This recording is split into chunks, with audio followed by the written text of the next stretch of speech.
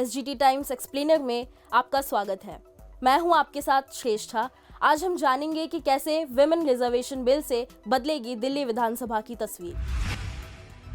Women reservation bill यानी महिला आरक्षण विधेयक में लोकसभा के साथ ही दिल्ली सहित अन्य राज्यों की विधानसभाओं में 33% सीटें महिलाओं के लिए आरक्षित करने का प्रस्ताव है।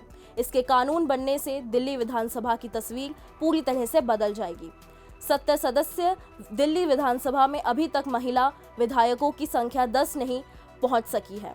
अब इस बिल के बाद स्थिति में बदलाव आएगा। इसके कानून बनने से दिल्ली विधानसभा की तस्वीर भी बदल जाएगी, क्योंकि इससे महिलाओं को उचित प्रतिनिधित्व मिलेगा।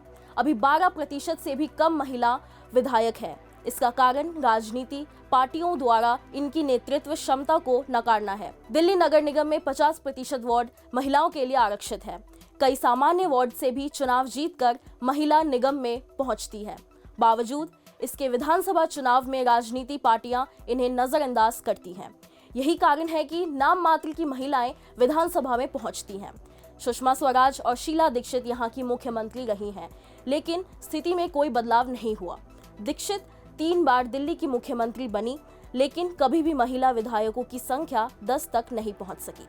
सबसे अधिक वर्ष 1998 में 9 महिलाएं विधानसभा पहुंचने में सफल रही हैं।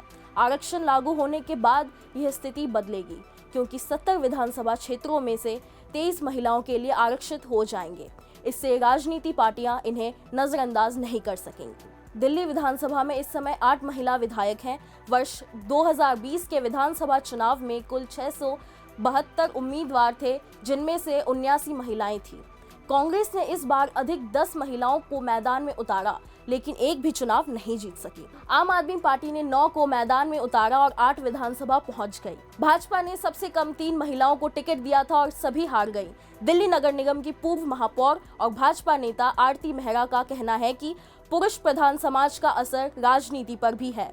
सभी पार्टियों में पुरुषों का वर्चस्व है। स्थानीय निकाय में पहले 33% और उसके बाद 50% आरक्षण से स्थिति बदली है।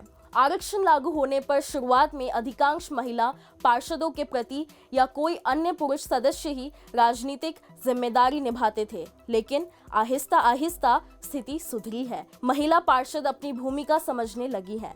राजनीतिक दलों में महिला नेतृत्व को महत्व मिलने लगा है। लोकसभा व विधानसभा में आरक्षण मिलने पर राजनीतिक तस्वीर बदलेगी। महिलाओं को अपने पिता के सहारे राजनीति करने की जगह स्वयं सशक्त बनना पड़ेगा, जिससे कि इस विधेयक का उद्देश्य पूरा हो सके। संसद के विशेष सत्र के दूसरे दिन नई संसद में महिला आरक्षण विधेयक पेश किया गया। केंद्रीय कानून मंत्री अर्जुन राम मेघवाल ने नारी शक्ति वंदन अधिनियम 2023 को लोकसभा में पेश किया। दरअसल इस बिल के पास होने के बाद संसद से लेकर राज्य विधानसभाओं का गणित भी बदल जाएगा, लेकिन इसमें सबसे बड़ी अड़चन यही है कि साल 2026 तक देश में परिसीमन होना है, जिसके बाद राज्यों में विधानसभा सीटों की संख्या भी बदल सकती है। बता दें कि नारी शक्ति वंदन अधिनियम 2023 का संसद के दोनों सदनों से पास होना जरूरी है। इसके बाद इस बिल को राष्ट्रपति के पास भेजा जाएगा। राष्ट्रपति से मंजूरी मिलने के बाद ये बिल कानून बन पाएगा। इसके बाद ही संसद और विधानसभाओं में महिलाओं के लिए 33% सीटें आरक्षित हो जाएंगी। संसद से विधेयक को मंजूरी मिलने के बाद महिला सांसदों की संख्या 181 हो जाएगी।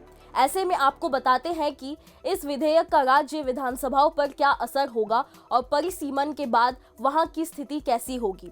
देश का सबसे बड़ा सूबा उत्तर प्रदेश है। कहते हैं कि अगर किसी राजनीतिक दल ने उत्तर प्रदेश में जीत का परचम लहराया तो केंद्र में सरकार बनाने में उसकी अहम भूमिका हो जाती है।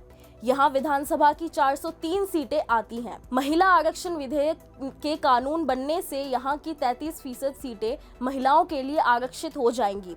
403 विधानसभा सीटों में से 132 सीटें महिलाओं के लिए आरक्षित होंगी।